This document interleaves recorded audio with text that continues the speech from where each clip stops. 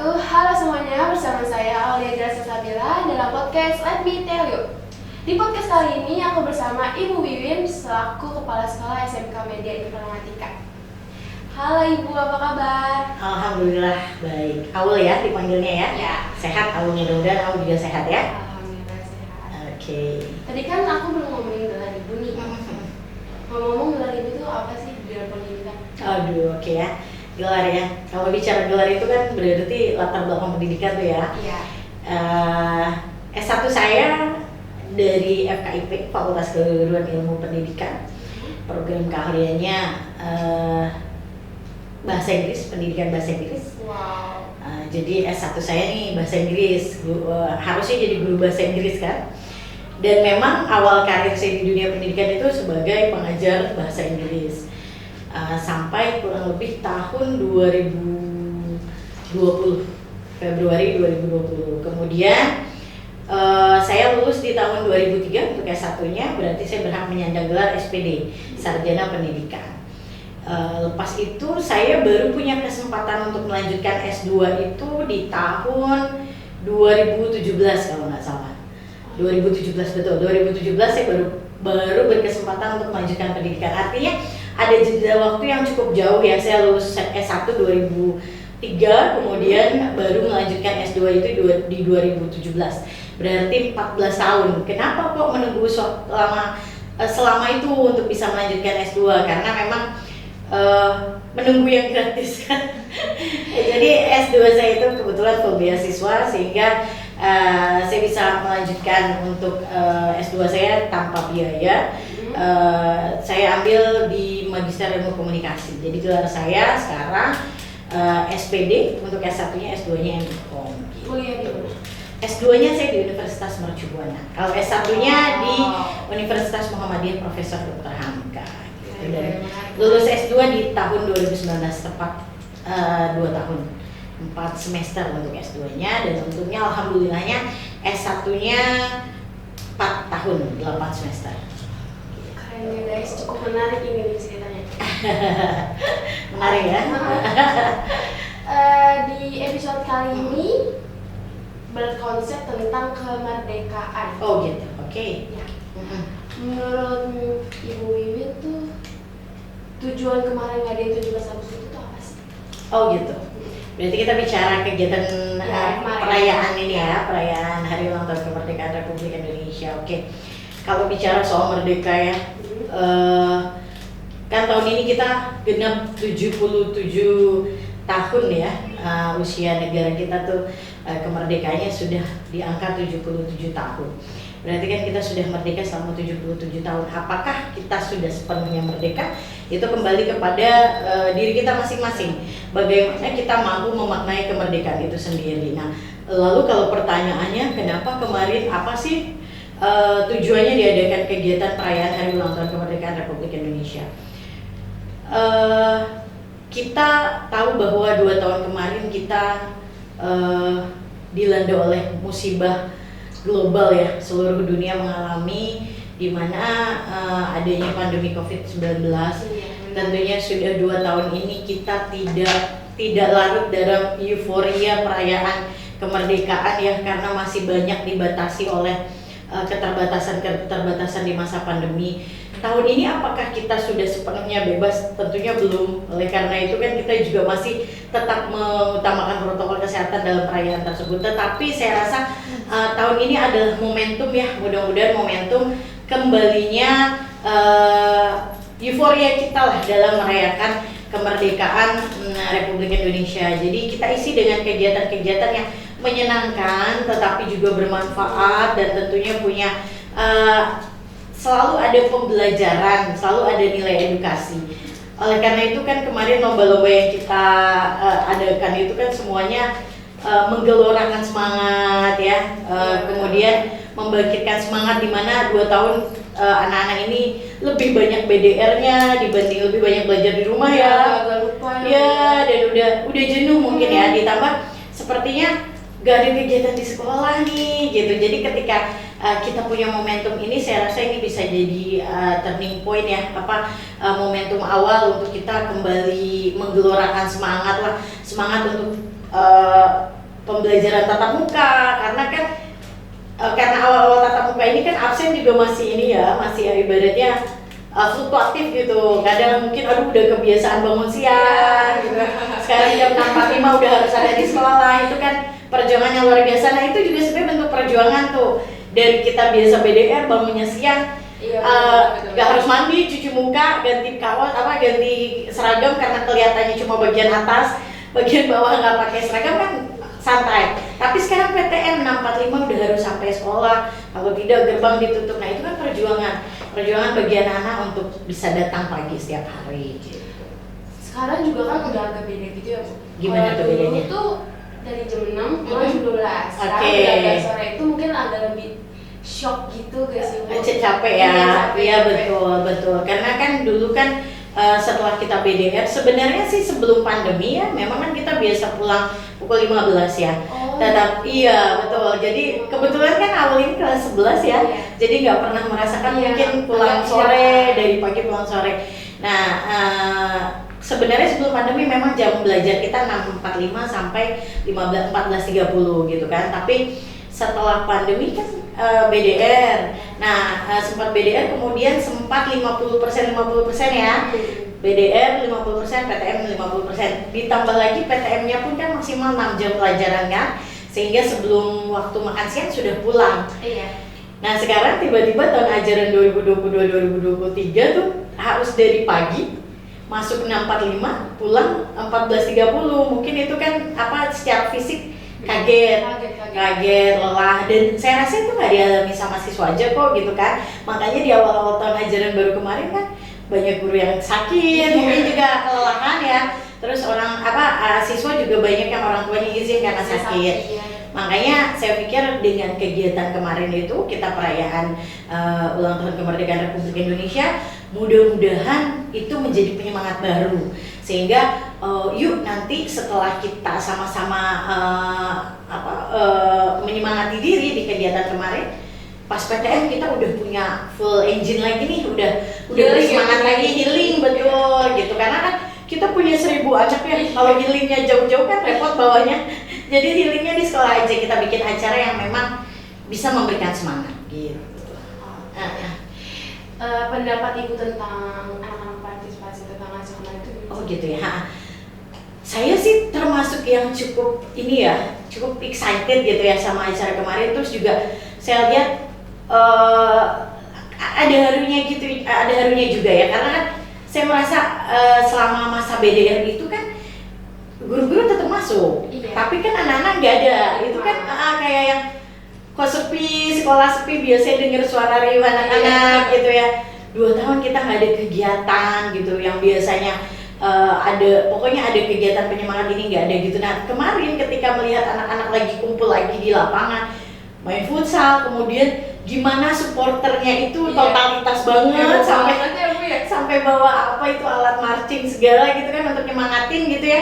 Itu saya ngerasa bahwa ternyata memang kerinduan akan hiruk pikuk sekolah, riuhnya kegiatan itu nggak hanya di guru tetapi di anak-anak pun sama. Jadi saya merasa bahwa ini langkah yang tepat nih, kayaknya memang momentum yang tepat untuk membangkitkan lagi semangat belajar, semangat untuk mencintai sekolah, itu yang utama ya. Karena bagaimanapun ketika kita mencintai sekolah, rasanya 1 hari nggak sekolah tuh rugi. Iya, rugi banget. Jadi yang kalau kayak kemarin tuh saya senang ketika saya tanya ke anak-anak gitu ya, senangan BDR apa PTM gitu, senangan belajar dari rumah atau pembelajaran tatap muka. Dan ketika anak-anak jawab senangan PTM, itu tuh kebanggaan buat saya. Berarti kan sudah ada rasa cinta terhadap sekolah, sehingga ketika mereka sakit lagi nih nggak bisa masuk gitu. Bahkan ada yang kemarin saya kasih pengumuman kan, kalau udah batuk pilek sebaiknya di rumah, karena kan kondisi kita masih di masa pandemi. Itu perlu kita sadari, perlu kita akui bahwa kita masih ada di masa pandemi, maka kita yang harus bisa mawas diri. Makanya saya bilang kalau batuk pilek lebih baik di rumah dulu, kasih surat dokter dan istirahat. Ada anak-anak yang merasa Miss kan cuma batuk pilek, sayang kalau saya nggak ke sekolah gitu kan. Nah, itu kan berarti udah sebuah tendensi bahwa mereka mulai menikmati ada di sekolah. Dan mudah-mudahan dengan memperkaya momen-momen seperti ini, anak-anak semakin mencintai sekolahnya, semakin senang, semakin betah ada di sekolah. Dan itu salah satu kunci keberhasilan sekolah, salah satu kunci keberhasilan belajar. Karena kalau dia nggak cinta sama sekolahnya, dia nggak senang ada di sekolah, gimana dia sukses belajar? Iya, jadi boring juga ya. Iya, boring juga gitu. Dan untungnya kan Metik gurunya muda-muda ya, Iya. asik-asik lah istilahnya. Asik-asik. Jadi lebih ke yang Bisa kayak temen. Iya, bisa jadi guru, bisa jadi teman, bisa jadi sahabat, bisa jadi tutor, bisa jadi pembimbing juga gitu. Jadi bisa jadi orang tua bahkan. Nah, itu yang saya selalu bilang ke rekan-rekan guru bahwa di rumah mungkin kita hanya baru diamanahkan 1-2 anak, tapi di sekolah kita punya amanah dari 1000 orang anak, di mana semuanya harus kita perlakukan sama karena hak mereka sama, kewajiban mereka sama. Dan mudah-mudahan sih saya berharap bahwa guru-guru yang ada di sini itu semuanya bisa merasakan hal yang sama, bahwa 1000 orang ini adalah semuanya anak saya. Dan anak-anak juga punya perasaan yang sama bahwa bapak ibu guru itu orang tua saya, sehingga mereka tidak boleh ditakuti tapi wajib dihormati. Ketika takut kan mau ngapain aja takut, tetapi ketika kamu hormat maka akan, saya nggak boleh ngecewain bapak ibu guru karena saya menghormati mereka, menyayangi mereka seperti layaknya mereka adalah orang tua saya. Mungkin lebih ke situ ya. Kemarin itu kan supporter udah agak ribut-ribut tuh ya. Betul, ya. Iya kan. Lucu ya Bu. Menurut Ibu tuh gimana tuh pandangan Ibu tuh? Sebenarnya kaget gak itu? Kaget sih enggak ya, lebih ke yang lebih maklum sih ya, karena gini. Tadi lagi kan ini momentum pertama kita nih bikin kegiatan yang benar-benar melibatkan seluruh siswa di sekolah.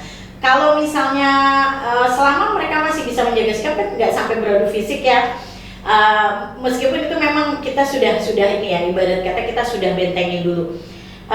Tetapi saya rasa wajar ya, wajarnya kenapa? Karena namanya ada pertemuan antar kelas nih, pasti kan cerai antar kelasnya tuh kayaknya mulai ke bawah gitu ya. Pokoknya saya harus belain kelas saya, dia harus belain, apalagi kalau udah bicara jurusan ya, pasti kayak main menggunakan jurusan sensitif, betul. Nah, jadi wajar kalau memang ada yang tersulut, tetapi kan lagi-lagi bagaimana kesigapan Bapak Ibu guru, bagaimana kesigapan para panitia untuk bisa melerai, untuk bisa istilahnya menyikapi dengan baik bagaimana agar pertikaian itu tidak meluas menjadi baku hantam, menjadi adu fisik gitu. Dan alhamdulillahnya sih kemarin aman ya, maksudnya hanya lebih ke bukan adu sih ya, lebih ke main panas-panasan aja, tapi ya sindir-sindiran, dan alhamdulillah aman, terkendali kayaknya. Jadi wajar sih, sejauh ini masih wajar kalau menurut saya, selama tidak terjadi adu fisik ya. Terus menyampaikan aspirasi suatu lantasnya gimana? Gimana tuh? Menyampaikan aspirasi siswa. Ya.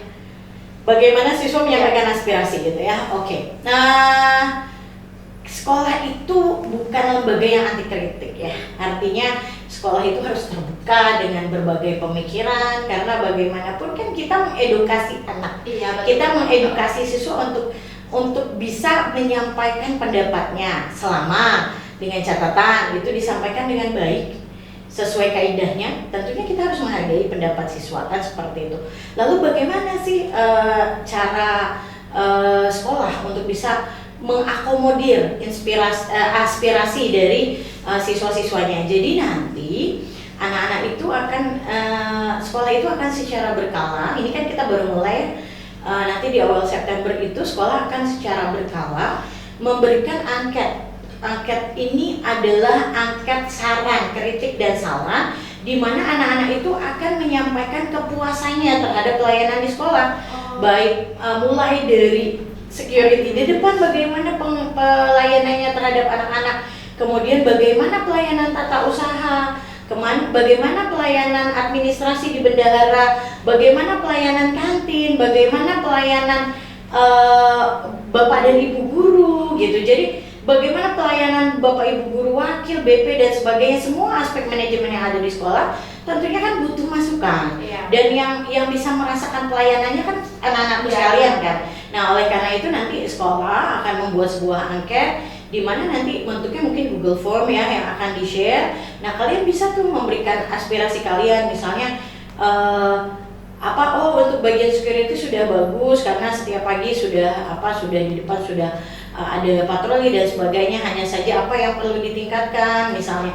Nah itu nanti akan kita buatkan dengan harapan kritik dan saran itu lebih objektif karena langsung datang dari siswa gitu, dan kita siapkan medianya sehingga anak-anak nggak perlu takut memberikan saran dengan cara yang tidak baik. Kan kita sudah siapkan medianya, tinggal bagaimana anak-anak mampu mengatur kata-kata atau cara penyampaian yang baik dalam memberikan kritik dan saran kepada sekolah. Karena siswa juga berhak buat buka suara ya. Betul, artinya kan siswa juga pasti punya pendapat dong, punya masukan, ya itu kita akomodir, kita fasilitasi gitu. Terus kalau OSIS itu kapan gitu, Bu? Maksudnya aktifnya? Iya. Kan kemarin kita Ekskul sudah juga kan? iya betul. Ya, karena corona. Betul. Nah kalau untuk OSIS itu kan kemarin kegiatan kita udah kita rangkai tuh ya, sudah kita rangkai dengan bukan hanya kegiatan lomba-lomba, tetapi kan nanti akan dilanjutkan dengan pemilu OSIS ya. Seiring dengan nanti pelantikan ya otomatis sudah bisa berjalan lah pengurus OSIS yang baru ini. Nah kemudian untuk ekskul kapan? Sampai saat ini kan sudah mulai didata ya. Peminat yang mau ikut ekskul, kalau nggak salah kita ada 9 ekskul ya, ada 9 ekskul dan beberapa sekarang kita sudah punya pelatih karena kan pelatih kita wajib bersertifikat, dan itu sudah ada 4 orang kurang lebih pelatih yang sudah menandatangani kontrak. Jadi mudah-mudahan sih harapan saya paling lambat di awal September kegiatan ekskul dan bisa berjalan. Apa itu? Bahkan Paskibra udah mulai berjalan karena kan persiapan 17-an ya. Jadi kalau yang ada itu sekarang kalau untuk di olahraga yang berjalan tuh futsal sama basket. Kemudian di seninya itu ada tari, kemudian ada games club ya, kemudian juga ada pramuka, PMR, Paskibra, kemudian kegiatan rohis juga gitu. Jadi memang ada beberapa kegiatan mulai dari seni, olahraga dan keagamaan untuk ekskulnya. Tinggal dipilih itu kira-kira passionnya yang mana. Tuh guys, tinggal dipilih tuh guys. Betul, tapi kemarin kabarnya kok ya bisa gitu peminatan yang paling banyak itu di Games Club nih, ya wajar sih ya. Bahkan katanya anak-anak yang baru tuh yang anak kelas 10 itu hampir 90% milihnya Games Club. Nah sebenarnya kan mungkin mereka berasumsinya oh Games Club tuh main game saja gitu kan. Tetapi kan kita mau bukan hanya sekedar buat main game saja, tetapi memang menggali potensi mereka di bidang e-sport. Karena kan yang kita tahu itu kan e-sport itu kan sekarang udah ada di SEA Games ya. Udah ada di SEA Games, berarti kan ini udah masuk ke salah satu cabang olahraga. Nah bagaimana anak-anak yang ikut ekskul Games Club itu bukan hanya sekedar buat main, tetapi benar-benar memaintain kemampuan mereka di bidang e-sport tadi. Makanya saya bilang ke pembina OSIS bahwa untuk e-sport ini karena peminatnya banyak itu harus diseleksi agar memang yang ikut serta itu yang memang berminat di situ dan punya potensi untuk nanti berprestasi di bidang itu gitu. Jadi bukan sekedar karena dia senang main games ikut Games Club gitu. Jadi nanti ada seleksi mana yang punya potensi dan memang mana yang bisa berprestasi di bidang itu. Metik udah seru banget dah, parah. Amin, mudah-mudahan begitu terus ya. Karena kan yang namanya SMK itu kan sasarannya kan lulusan SMP ya, usia remaja, maka kita harus bisa up to date lah, harus bisa sesuai perkembangannya gitu. Harapan Miss Win buat sekolah itu. Duh, kalau bicara harapan tuh banyak ya. Banyak ya, Mas. Ya, kalau bicara harapan, kemudian cita-cita, rasanya sulit kalau saya runut satu persatu mungkin nggak habis satu folio itu nggak cukup lah gitu. Tetapi mungkin nggak muluk-muluk lah. Yang paling penting buat saya adalah ini amanah besar bagi saya menjadi kepala satuan pendidikan di SMK Media Informatika. Saya cuma berharap orang tua yang menitipkan anak-anaknya ke sini itu tidak kecewa. Kenapa? Karena siswa-siswanya itu lulus dengan sesuai harapan mereka, bisa berkiprah di dunia kerja, kemudian bisa bermanfaat. Karena kan lulusan SMK itu BMW ya, BMW itu bisa bekerja, M-nya itu bukan menikah ya, M-nya itu melanjutkan, W-nya itu wirausaha BMW. Tetapi saya sih lebih setuju kalau urutannya tuh antara bekerja, wirausaha, melanjutkan. Karena kalau SMK itu biasanya kan orang tua tuh masukin anaknya ke SMK biar harapannya lulus bisa kerja. Nanti melanjutkannya kapan? Kuliah itu kan nggak kenal usia ya. Jadi kalau udah kerja berharap orang tuanya nanti kalau kamu melanjutkan bisa dari menghasil uang sendiri, cari uang Bekerja sambil kuliah. bekerja sambil kuliah, karena kuliah kan nggak dibatasi waktu ya, kuliah malam bisa, kuliah karyawan bisa. Nah itu otomatis kalau orang tua berharap tentunya udah naik kerja dulu, nanti dia mau kuliah dia bisa biayai sendiri. Yang kedua wirausaha. Nah wirausaha ini nih yang sedang kita coba tanamkan semangat entrepreneurship di siswa-siswa kita. Salah satunya contoh nih kita kan lagi podcast nih. Podcast itu kan sekarang jadi satu bidang usaha ya, gitu kan. Jadi banyak orang-orang yang memang mengandalkan podcast itu sebagai salah satu peluang mencari uang gitu, peluang usaha gitu. Kenapa? Karena dari situ pun kita bisa menghasilkan uang. Nah, saya bilang ke Kajur ya, PSBT Pak Misbah nih ya, Pak Misbah Kajurnya kan masih muda juga tuh ya. Inovasinya juga banyak lah, termasuk podcast ini inovasi Pak Misbah. Sebelumnya Pak Bay ya, Kajur sebelumnya itu inovasi dari beliau. Sekarang diperbarui lagi, diteruskan, dilanjutkan, diperbarui oleh Pak Misbah. Mudah-mudahan ini episode perdana nih ya, yang mudah-mudahan bisa terus perdana ya, makanya masih agak nervous ya. Ya, iya, nah ini mudah-mudahan ini nggak apa ya, jelas ini tidak boleh selesai di sini. Nanti kedepannya harus punya bintang tamu yang lebih menarik lagi. Bahkan yuk kita coba cari relasi nih emang punya link buat ketemu sama misalnya public figure. Kenapa enggak gitu kan? Entah itu tiktokers misalnya, tapi yang memang bisa mengedukasi kan. Zaman sekarang tuh kita nggak bisa lepas dengan namanya media sosial. Betul. Tidak usah dihindari, tetapi bagaimana mengedukasi cara menggunakan media sosial yang sehat, yang sesuai dengan usia kalian, usia remaja. Nah itu saya rasa bukan kalau kita udah batasin jangan medsos, pasti bikin penasaran. Iya betul. Nah tapi kalau kita mengedukasi bagaimana sih memilah, bagaimana memanage waktu untuk media sosial dan bergaul di dunia nyata, kalau itu bisa kita lakukan, kenapa tidak gitu. Jadi bahkan saya rasa Matic pun dikenal salah satunya karena medsos, ya kan? Kalau kenapa tahu dari mana? Matic dari mana? Dari TikToknya. Tahu Matic dari mana? Dari IG-nya, ya kan dari medsos. Karena pandemi itu juga mengajarkan kita the power of medsos ya, dimana kita terbatasi secara tatap muka. Terus gimana kita cara memperkenalkan sekolah ini? Kalau misalnya kita nggak bisa ketemu muka, gimana sih bisa memperkenalkan media informatika ke masyarakat? Salah satu caranya ya dengan menggunakan medsos gitu. Ya banyak penggiatnya di sini, Pak Misbah, Pak Andrio, gitu kan, itu penggiat-penggiat medsos lah yang mudah-mudahan bisa mengelola, memanage medsos kita bermanfaat, bukan sekedar menghibur, tetapi juga bermanfaat gitu. Makanya salah satu pembelajaran kewirausahaan kita termasuk ini mengelola podcast. Kemudian kemarin Pak Misbah lapor ke saya bahwa ada proyek pembuatan film dokumenter, kemudian anak-anak mulai diikut sertakan di lomba-lomba. Nah itu adalah salah satu bentuk mencari pengalaman yang mudah-mudahan nantinya bisa jadi modal nih untuk wirausaha. Saya mau bikin PH, dulu kan saya udah punya pengalaman nih bikin podcast sama Pak Misbah. Saya udah punya pengalaman nih bikin film dokumenter waktu saya sekolah di PSPT, ngambil jurusan PSPT. Jadikan itu sebuah pengalaman sehingga kamu punya modal untuk wirausaha gitu. Kadang kan kita udah terpakunya sama, butuh modal banyak dan sebagainya. Padahal modal yang paling penting adalah semangat. Iya betul. Iya gitu. Mungkin itu. Oke teman-teman, makasih yang udah nonton dalam acara podcast kali ini. Makasih juga untuk Bu Wiwin udah luangin waktunya podcast kali ini. Untuk teman-teman jangan lupa like, comment, subscribe dan tetap di Let Me Tell You. Okay.